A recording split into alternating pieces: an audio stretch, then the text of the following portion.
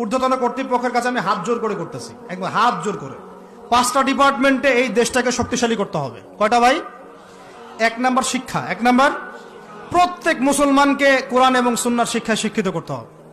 আমি অন্য ধর্ম নিয়ে কথা বলছি না, তারা তাদের মতো দিন পালন করুক। লাকুম দীনুকুম ওয়ালিয়া দিন, লাকুম দীনুকুম ওয়ালিয়া দিন। তারা তাদের ধর্ম পালন করে করুক, আমাদের কোনো মাথা ব্যথা নাই।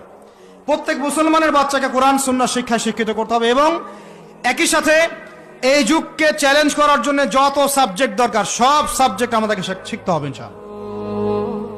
একমুখী শিক্ষা না, দ্বিমুখী শিক্ষার মেরুকরণ না, একদম দ্বিমুখী শিক্ষাকে একমুখী করে একটা কম্বাইন্ড এডুকেশন সিস্টেম চালু করতে হবে।